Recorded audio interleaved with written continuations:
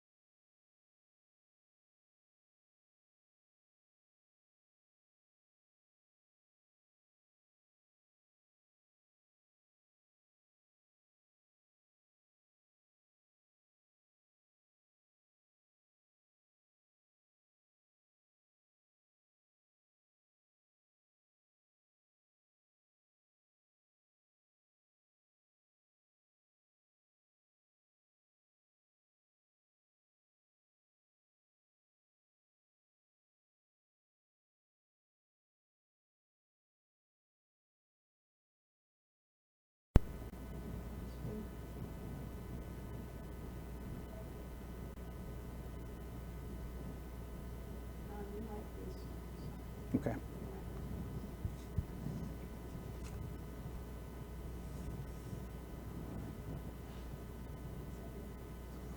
Okay, sorry for that. I think we lost our footage or our audio for just a little bit, but wanting to try to get back to our content. So again, welcome to this morning's Coffee with the Community.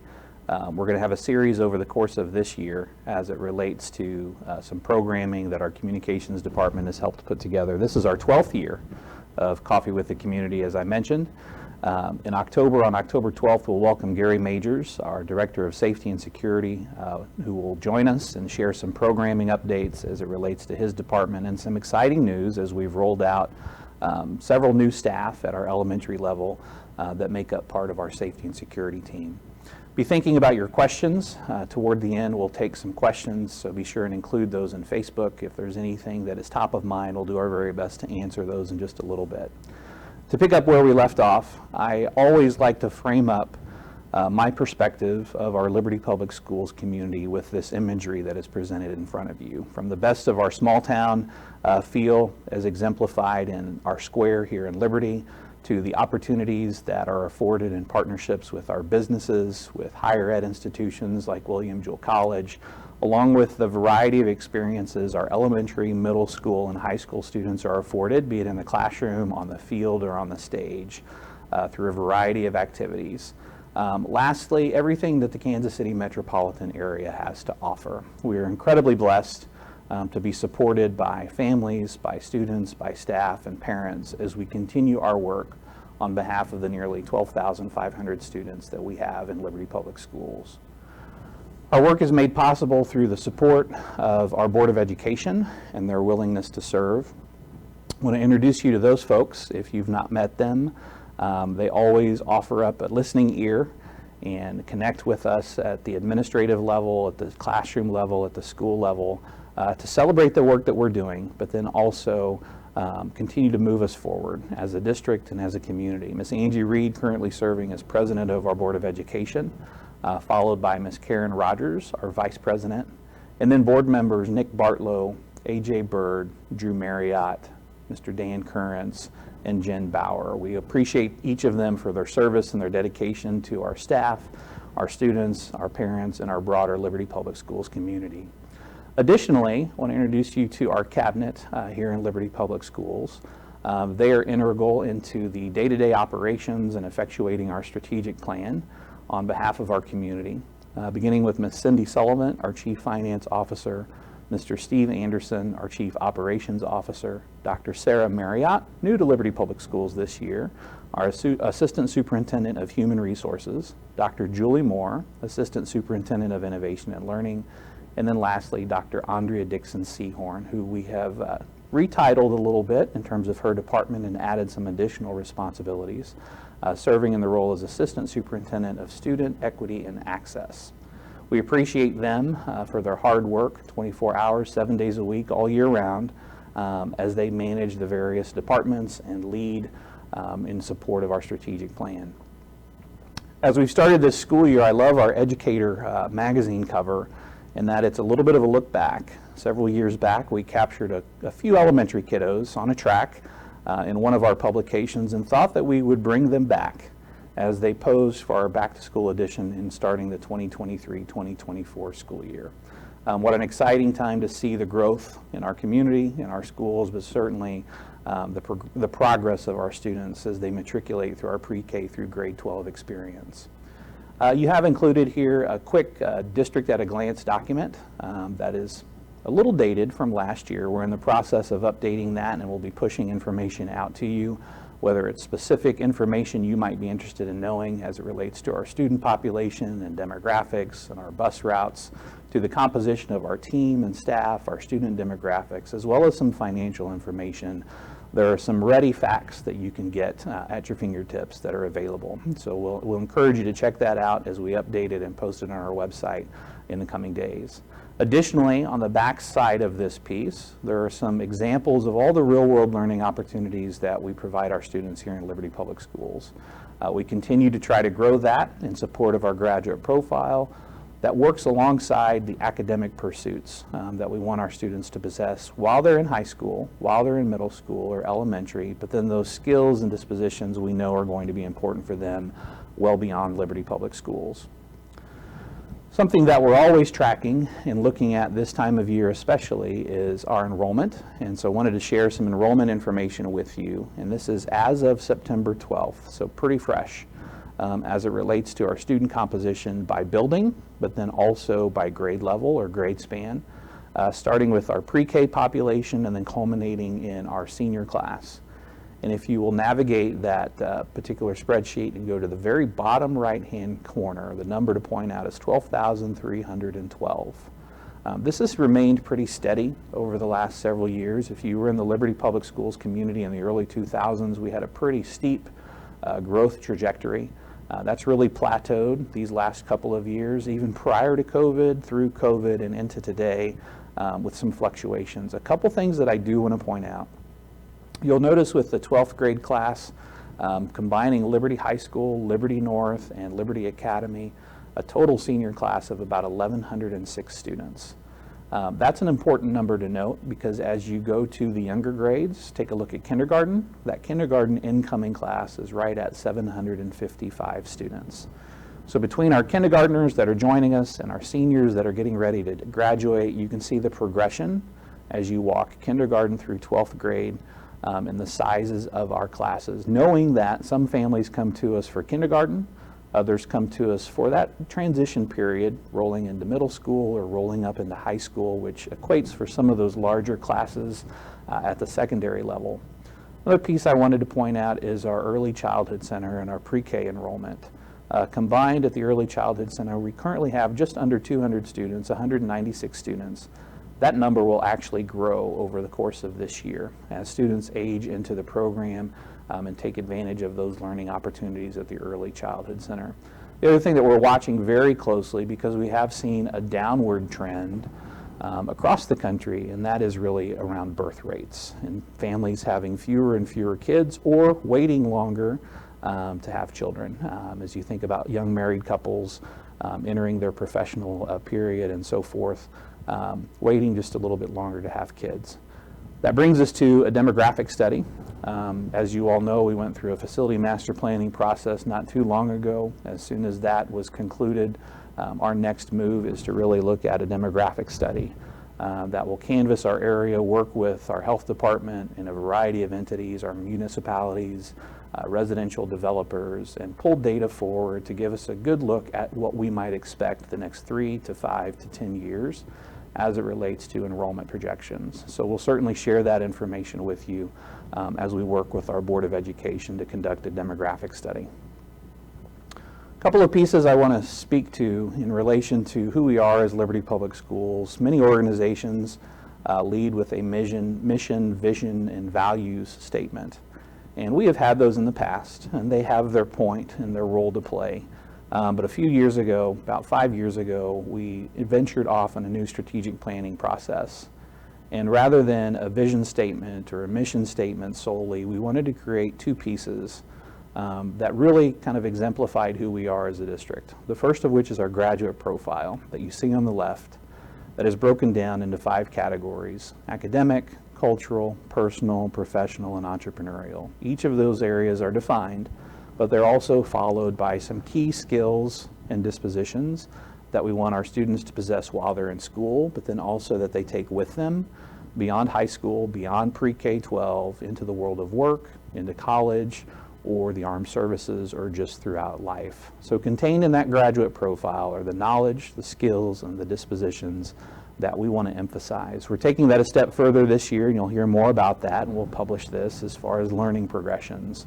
So for example, under the area of academic, what does it mean to be a critical thinker, or to be analytical, or to be curious, or a problem solver, or goal-oriented? As you think of each grade level, as you think of every content area, math or English language arts, whatever the case may be, how do we take these skills and dispositions contained in the graduate profile and put them into action in our classrooms for our teachers to understand, our students to certainly experience, but then also for our parents' awareness to better understand how their children are doing, how our learners are doing beyond just the traditional grading system, to incorporate more depth. And so we'll be working on that on the coming weeks and sharing that information with our entire community. The second document is our Vivid Vision, which lines up to our strategic plan. And that Vivid Vision is an effort to move away from just a singular statement or a sentence to really speak to what it would look like to live, to learn, and to work in Liberty Public Schools if we accomplish everything that we set out to accomplish that we've identified in our strategic plan. That brings us to this next piece, and this is the front page of our strategic plan that captures all of our vision areas and categories, a brief explanation or statement, what we intend to deliver, who oversees and manages those particular areas, along with particular budget cost estimates, but then also project titles. Behind that are the action plans in terms of how we do this work day in and day out. Which is really iterative. It's more of a living document as we identify steps to take and perhaps assess or reassess. Those particular pieces under the action plans actually evolve quite a bit. We're in the process of updating our strategic plan presently for the 23-24 school year, and keeping with the categories under our strategic plan, the categories of learning, teaching, leadership, professional learning, and community. So we'll revise these documents in October and provide you with a new look at what we are working on over the course of this year. You can also anticipate throughout this year increased engagement as we go back to the drawing board and engage our community further to get a sense of where our community feels we need to be heading over the course of the next 3 to 5 years, and casting our vision, but then also refreshing our strategic plan through significant community engagement. So be on the lookout for those opportunities, and we certainly welcome your participation and your feedback along the way. If you have a high school student, you've likely heard of many of the real-world learning opportunities that are afforded our students, not only here in Liberty Public Schools, but across the Kansas City area, both in Missouri as well as in Kansas. As a region, we have worked to define real-world learning, as you can see by this definition, but really putting it into action involves tremendous partnership, but then also leaning on students in better understanding what they are interested in pursuing while they're in high school, but then also beyond high school. So envision a student walking across the stage to not only receive their diploma in hand, but also have a +1 experience that sits or lives on their transcript that they share in an interview or an application process or a college essay, of which they're able to say, while I was a student in Liberty Public Schools, I learned this in this workplace, or through this partnership, in this internship, or this client-based project. This is not only an effort in Liberty Public Schools at our high school level, but it's also something that starts early on. From our pre-K through 12 journey, it starts with our graduate profile as we think about creating awareness among our content and our experiences at the elementary level, scaffolding that up by the time you're in middle school, and engaging a little bit deeper through learning through practical experiences, be it a job fair or college visits, as we have planned for our 8th grade students across Liberty Public Schools, both to 2-year to 4-year in vocational schools. But then it culminates in high school in more of an immersive experience for our students, in which they're able to actually perform work or learn in authentic learning environments with a variety of professionals that serve as coaches, that serve as mentors, that serve as models in a variety of paths that those students are willing to pursue or seeking to pursue beyond high school. We refer to this as market value assets throughout our region, and those assets include work experiences, industry recognized credentials potentially, entrepreneurial experiences, because we do have several students that own their own businesses and have that entrepreneurial mindset, but then also students that are seeking to obtain significant college credit while they're in high school. That can come in the form of dual credit. It can come in the form of AP courses that are facilitated at our high school campuses. It can come through college credit attainment at our vocational centers, but then it also can come through our early college program or our recently created nursing partnership with William Jewell College, our CNA program, as students started this year in that particular venture. So we have a wide array of opportunities that are afforded our students. But again, to reiterate, this is a focus of our region. It's not solely Liberty Public Schools. We were one of the first to venture into this space in our first cohort across the region, but it has since grown to incorporate nearly 6 counties, that you can see reflected in over 100,000 high school students.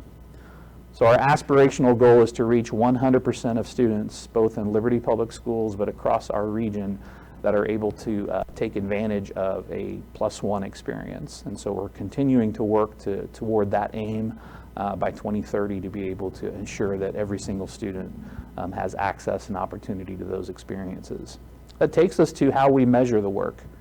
And so thinking about how you were in school and what was important and what was measured, we've expanded that for some time now, and thinking it through from an uncommon perspective. We call it uncommon measures.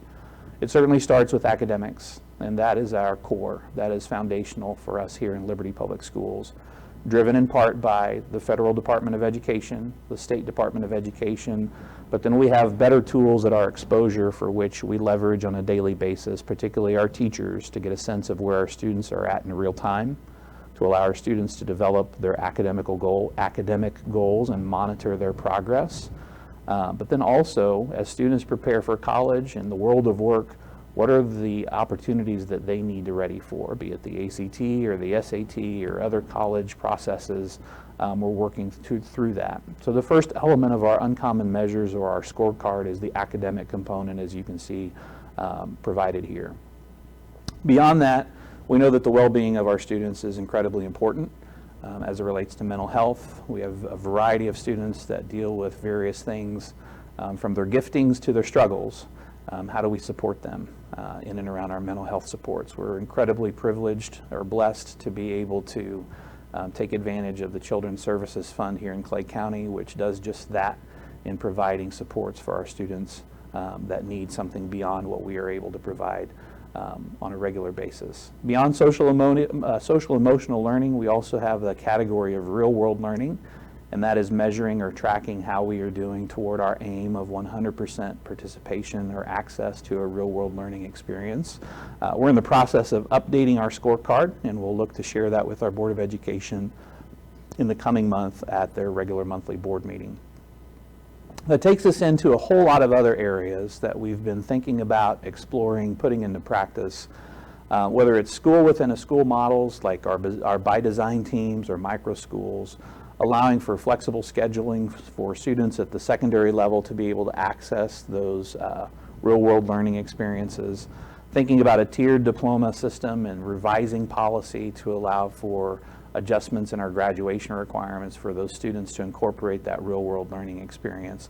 It also causes us to think about extended transcripts. So envision your traditional transcript that has all of your high school credits reflected and your various academic scores, but add to that the work that you've done as a high school student in and around the graduate profile, but then also through real world learning experiences that accompanies your transcript, but then can also live on a resume or on a social media, LinkedIn site, whatever that might be.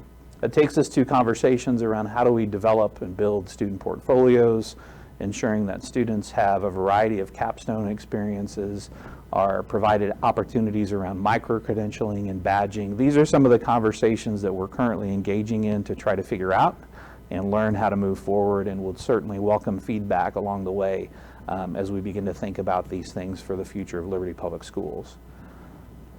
We have a lot of opportunities within our system beyond those real-world learning experiences that are incorporated into our campuses through a variety of program access to our career centers we've mentioned, by design networks at various campuses, our micro schools at both Liberty High School and Liberty North. Our Northland CAPS program has been around for several years. Epic Elementary, the Unschooled Challenge at Liberty Academy, partnerships with KC Tech Academy, Project MOST, Metropolitan Community College, our elementary redesign program at Warren Hills, and most recently our Network 53 program. All of these are designed to be able to incorporate aspects of our graduate profile, but then also real-world learning experiences beyond what we are traditionally used to seeing in schools in the state of Missouri.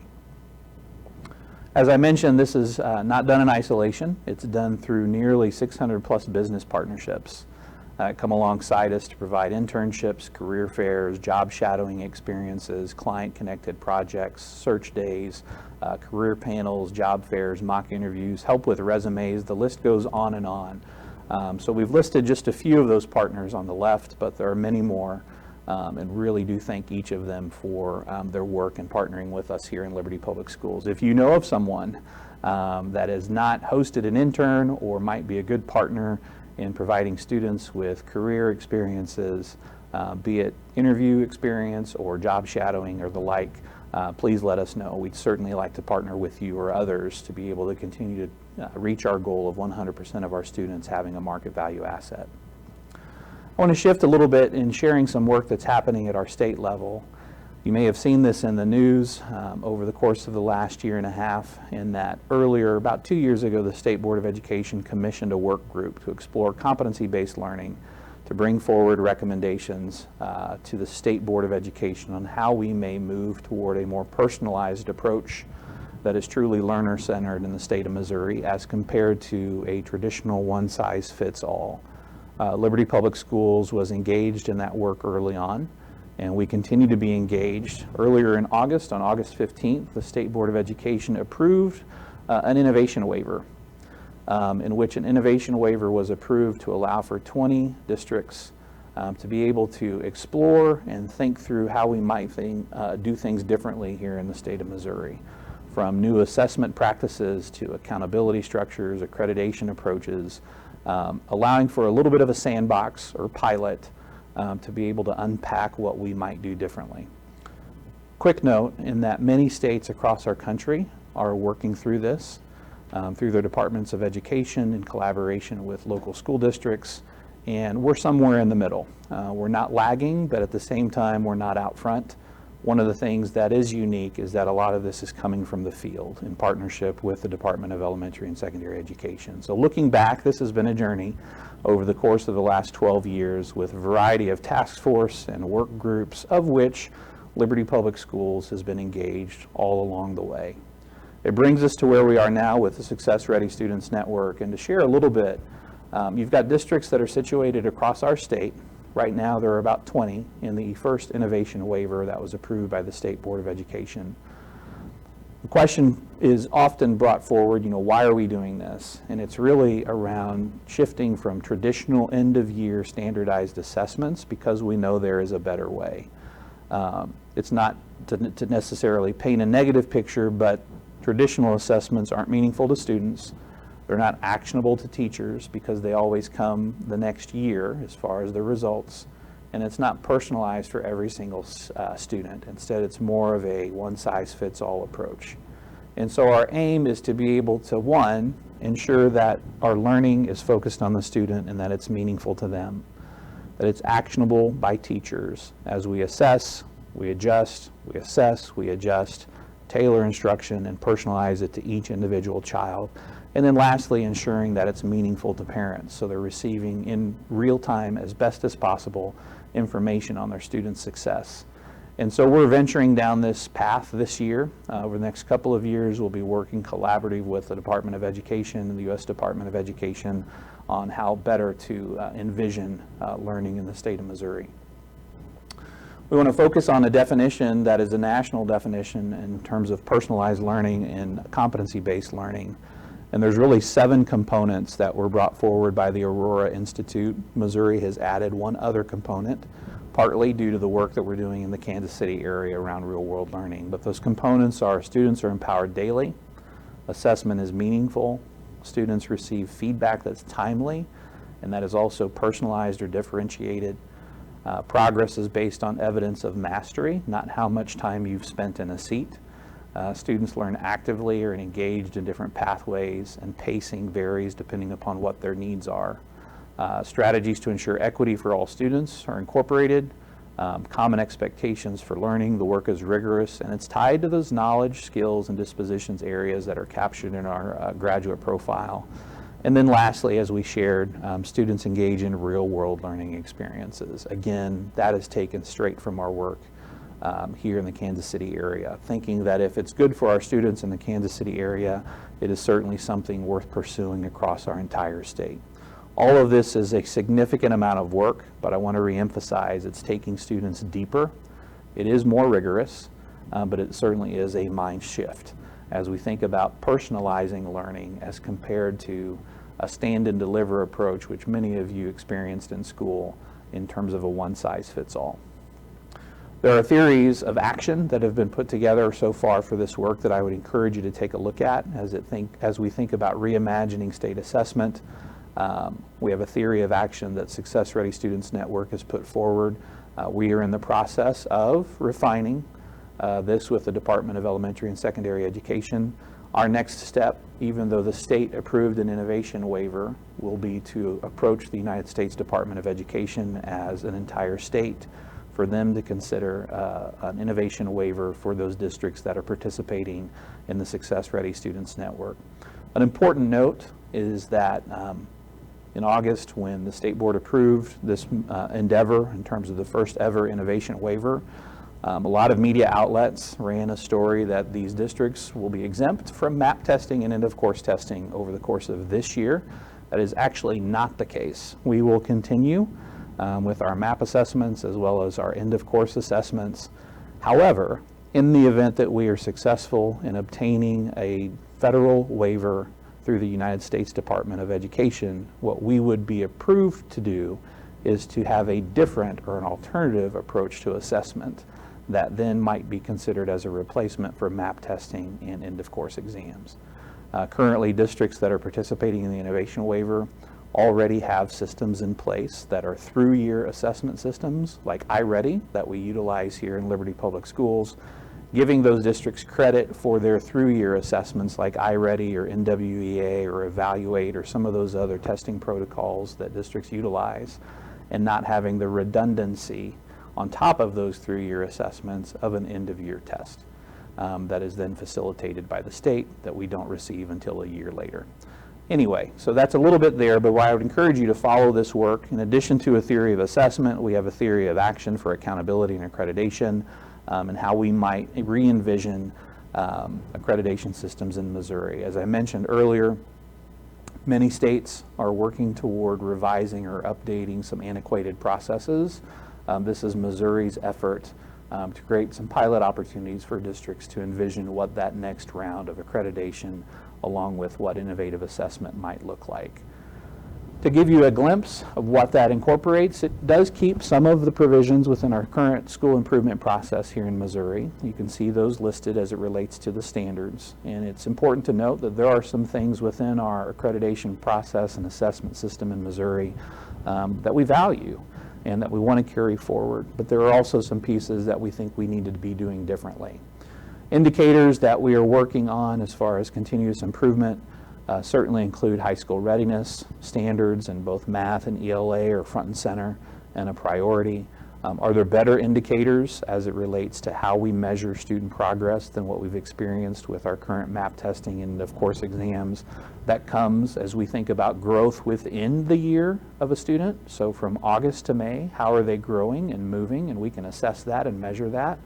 How are they growing across years as they matriculate from 3rd grade up through 8th grade, but then also as they become ready for high school? How are they doing as it relates to competencies tied to standards?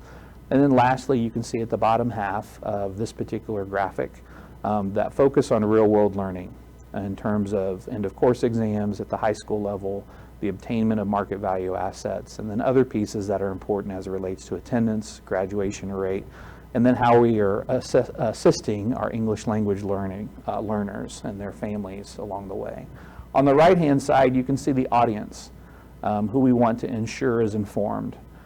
Traditional levels are limited to both the federal, the state, the district, and the school. We want that to be expanded to ensure that students are aware of how they're doing, how parents are able to support through their work at home, in partnership with our teachers, certainly our school, but then also the district as well.